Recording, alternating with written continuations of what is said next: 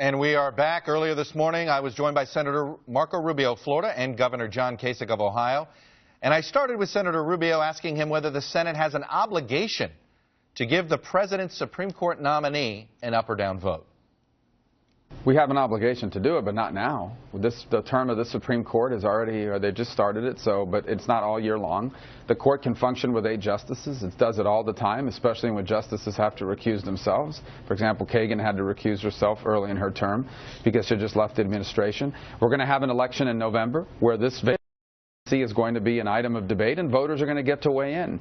So I just don't think it's wise, and there's precedent for this, for a president nearing the last few months of his administration to put someone on the court that may be there for 30 years. So you don't think that, I understand perhaps, that, and I understand the decision that you may not support and that the Republican majority doesn't want this, but aren't they obligated to at least go through the motions here? I mean, you're saying don't even go through the motions. Why? Correct. Well, we will go through the motions, but not while Barack Obama's in the White House. Well, why? I mean, do presidential terms end after 3 years? I mean, that's what I don't understand is why not go through the advice and consent? You don't have to approve it. You can reject it. That's what happened in '68. But why not go through this process? Because it's not just for the Supreme Court, even for appellate courts. It's been both parties have followed this precedent. There comes a point in the last year of the president, especially in their second term, where you stop nominating or you stop the advice and consent process. You basically say, at this point, with a few months left in your term, no accountability from the ballot box on the appointment you're going to make on a lifetime appointment. 11 that's months. The important thing here. These are these are not laws that can be. I understand that, but but these are not laws that can be reversed. In essence, this is a lifetime appointment to the highest court in the country at a time when the balance of the Constitution and the court's interpretation of it is at stake. We're not moving forward on it. Mitch McConnell's already made that very clear. I support it 100%. Here's the bottom line. Right. I don't trust Barack Obama on the appointment of Supreme Court justices. We cannot afford to have Scalia replaced by someone like the nominees he's put there in the past. We're going to have an election. There's going to be a new president. I believe it's going to be me. And we're going to look for someone that most resembles Scalia to replace him. All right. I want to move to the debate. You said in response to a heated exchange between Jeb Bush and Donald Trump on 9/11, this is what you said about 9/11, and I want to ask you about it on the other side.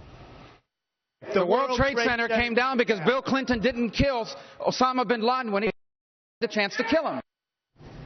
That's a big charge. I know Bill Clinton has said it is one of his regrets, but he did make an attempt to go after him. But you believe that is a direct result? If basically Bill Clinton's failure led to 9/11? Well, I believe that if Osama bin Laden had been killed, al-Qaeda as an organization would not have grown to the point where it had conducted 9/11. And it was in response to this argument that Trump was making that somehow President Bush was responsible for 9/11. And my argument was, no, the responsibility of 9/11 falls on the fact that al-Qaeda was allowed to grow and prosper, and the decision was not made to take out their leader when the chance existed to do so. Not once, but 4 times, according to the 9/11 report. President Clinton has acknowledged that as a regret. And so the bottom line is that al-Qaeda was able to carry out 9/11 because as an organization they grew and prospered in capability, led by Osama bin Laden. Had bin Laden been taken out, it is doubtful that 9/11 would have happened at least on September 11 of 2001 because al-Qaeda would not have been in a position to be able to carry something like that out. So you're not blaming 9/11 on Bill Clinton? No, he made a decision not to take out its leader, which I think ended up being the situation that happened with 9/11. And this was a response to an attack that the reason why 9/11 happened was because of George W. Bush. And my argument is, if you're going to ascribe blame, don't blame George W. Bush. Blame a decision that was made years earlier not to take out bin Laden when the opportunity presented itself. So I'm actually still not quite clear. Are you putting 9/11 on Bill Clinton? No, I'm putting it on his decision not to take out bin Laden, absolutely. This is what happens when you have a chance to take out the leader of a terrorist organization and you fail to do so, and the results are something like 9/11. Later this week, Pope Francis is going to speak, is certainly going to tour the border of Mexico and the United States. And in September, in front of Congress, he called himself the son of immigrants, and he called on Congress and not to, quote, turn their backs on their neighbors. You yourself got emotional listening to that speech.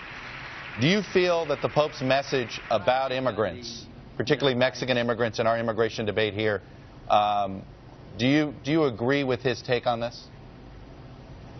Sure, we're a country of immigrants. We continue to be a country of immigrants. Let's have some perspective here. America accepts close to 1 million permanent residents every single year. No other nation in the world comes close to that number. That's not the issue we're debating. The issue we're debating is not whether we're going to accept immigrants, because we do, and we're going to continue to. The issue is there going to be a process that people have to follow to immigrate to the United States?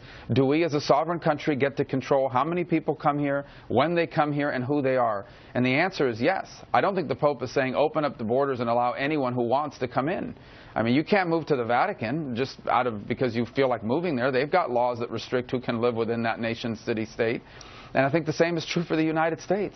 So I agree with Pope Francis saying that we should be compassionate towards immigrants, and we are. The United States is, more than any nation on earth.